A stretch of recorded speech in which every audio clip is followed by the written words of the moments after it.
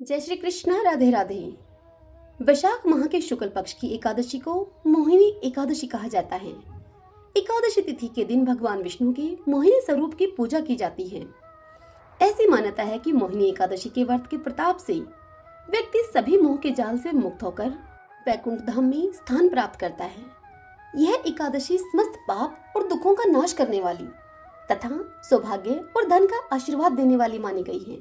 आइए मोहिनी एकादशी की व्रत कथा सुनते हैं। अब मोहिनी एकादशी को लेकर कई कथाएं प्रचलित हैं। यहाँ मैं आपको दो कथाएं सुना रही हूँ।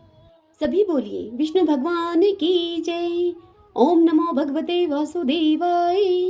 पहली पौराणिक कथा के अनुसार समुद्र मंथन देवता और असुरों के बीच में हुआ था। दैत्यराज बलि ने तीनों लोकों पर कब्जा कर लिया। तब देवताओं को अपने ऊपर संकट दिखाई देने लगा। सभी देवताओं ने मिलकर भगवान विष्णु से मदद की गुहार लगाई। भगवान विष्णु ने स्थिति की गंभीरता को समझते हुए देवताओं को असुरों को समुद्र मंथन के लिए राजी करने की सलाह दी। देवताओं की कोशिश रंग लाई और देवता समुद्र मंथन के लिए राजी हो गए और फिर समुद्र मंथन किया गया। वैशाख माह के शुक्ल पक्ष की एकादशी की तिथि को समुद्र मंथन से अमृत कलश निकला, जिसे प्राप्त करने के लिए एक बार फिर देवताओं और असुरों में विवाद की स्थिति पैदा हो गई। देवताओं को डर था कि यदि अमृत दैत्यों ने पी लिया तो ये अमर और अत्यंत शक्तिशाली हो जाएंगे।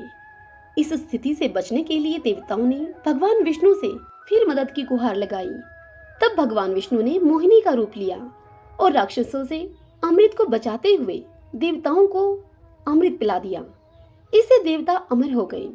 जिस दिन भगवान विष्णु ने मोहिनी रूप लिया था उस दिन एकादशी की तिथि थी। इसीलिए वैशाख मास के शुक्ल पक्ष की एकादशी को मोहिनी एकादशी कहा जाता है।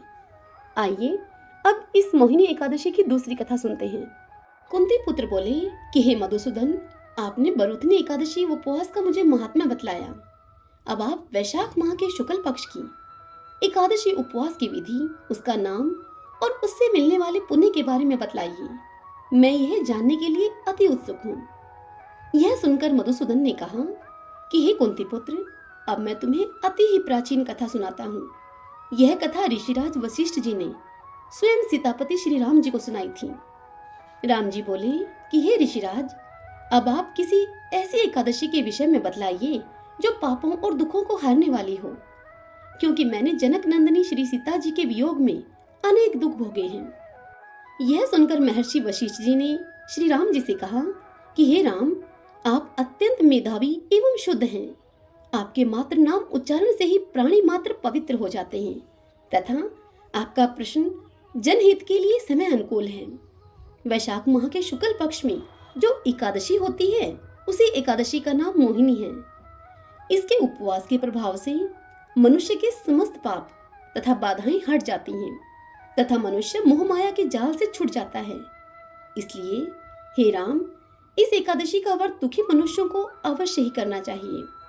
अब आप इसकी एक प्राचीन कथा है, उसे ध्यान पूर्वक सुने। बहुत समय पहले एक भद्रावती नाम की नगरी सरस्वती नदी के तट पर बसी हुई थी। वहां पर सोमवंश के राजा धृतमान का शासन था। वह नगरी धन धान्य से परिपूर्ण थी। वहां के निवासी भी धर्मवान एवं शांति प्रिय थे। उस नगरी में एक अति ही धनी एवं धर्मात्मा धनपाल नामक वैश्य रहता था। वह विष्णु भगत था। उसने उस नगरी में अनेक धर्मशालाएं, कुएं, तालाब, भोजनालय एवं प्याऊ बनवाई। सड़कों के दोनों ओर आम, जामुन, नीम एवं अनेक प्रकार के फल देने वाले पेड़ भी लगवाए। उस धनी वैश्य के 5 पुत्र थे, परंतु उसका ज्येष्ठ पुत्र अत्यंत ही पापी, दुष्ट प्रकृति का, वैश्यागामी, गुंडा, जुआ खेलने वाला तथा परस्त्रीगामी था। देव तथा पितरों को नहीं मानता था। अपने पिता के धन का अपव्यय करने वाला था। वह शराब भी पीता था और मांस भी खाता था। इसकी नीच प्रकृति से विरक्त हुए उसके पिता परिवारजनों ने उसे घर से निकाल दिया। वह उसके समस्त संबंधियों और कुटुंबियों ने भी उससे नाता तोड़ लिया। वह वैश्य पुत्र घर से निकलकर अलग रहने लगा। उसने अपने सारे वस्त्र, आभूषण आदि बेच दिए और सारा धन दुष्ट कर्मों में लिप्त रहते हुए नष्ट कर दिया। धन नष्ट हो जाने पर वैश्याओं ने भी उसका साथ छोड़ दिया। अब वह भूख और प्यास से दुखी होकर इधर उधर भटकने लगा। अब वह रात्रि को नगरी में चोरी करता था। एक दिन वह चोरी करते हुए नगर के सिपाहियों के द्वारा पकड़ लिया गया, परंतु अपने पिता के सुप्रभाव तथा मान के कारण उसे छोड़ दिया गया। वह दूसरी बार फिर पकड़ा गया, उसे फिर से छोड़ दिया गया। तीसरी बार पकड़े जाने पर उसे बंदी बना लिया गया। जेल में उसे अनेक यातनाएं दी गई और उसे फिर से नगर से बाहर निकाल दिया गया। वह जंगल में रहकर मांसाहारी बन गया तथा पशु पक्षियों को मारकर खाने लगा। अब वह शिकारी बनकर धनुष बाण से जानवरों और पक्षियों को मार मार कर खाने लगा। एक दिवस वह पापी भूख प्यास से बेचैन होकर शिकार की खोज में वन वन इधर उधर भटकते हुए कौटिन्य ऋषि के आश्रम में जा पहुंचा। उस समय वैशाख माह का शुक्ल पक्ष चल रहा था। कौटिन्य ऋषि गंगा स्नान करके भीगे हुए वस्त्रों में आश्रम में लौटे थे। उनके भीगे हुए वस्त्रों के जल के कुछ छींटे उस दुष्ट बुद्धि वाले पापी की देह पर पड़ने से उसे कुछ चेतना अर्थात सद्बुद्धि आई। तो वह ऋषिराज के पास जाकर बोला कि हे ऋषिराज, मैंने अपने जीवन में अनेक दुष्कर्म और पाप किए हैं। आप इनसे मेरी मुक्ति का मुझे उपाय सुझाइए, कोई मार्ग बताइए। ऐसा उपाय बतलाइए जिसमें धन की आवश्यकता न हो, क्योंकि मेरे पास धन तो है ही नहीं। इस पर कौटिन्य ऋषि ने उसे कहा कि हे पुत्र, तू ध्यान पूर्वक मेरी बात को सुन। तू वैशाख माह के शुक्ल पक्ष की एकादशी मोहिनी का उपवास रख, तो तेरे सारे पाप नष्ट हो जाएंगे। मुनि के वचनों को सुनकर वह अति ही प्रसन्न हुआ और उनकी बतलाई हुई विधि के अनुसार उसने मोहिनी एकादशी का व्रत किया। ऋषि वशिष्ठ जी बोले कि हे मर्यादा पुरुषोत्तम राम, इस प्रकार उस दुष्ट बुद्धि वाले वैश्य पुत्र के सारे पाप जलकर राख हो गए। वह अंत में वह विष्णु भगवान के वाहन गरुड़ पर चढ़कर परम धाम अर्थात विष्णु लोक को चला गया। यह व्रत मोहमाया जाल से छुटकारा दिलवाकर सदगति प्रदान करता है।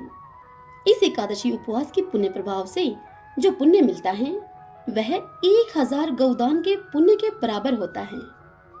सभी बोलिए विष्णु भगवान की जय। आइए अब इस मोहिनी एकादशी व्रत के पारण का शुभ समय जान लेते हैं।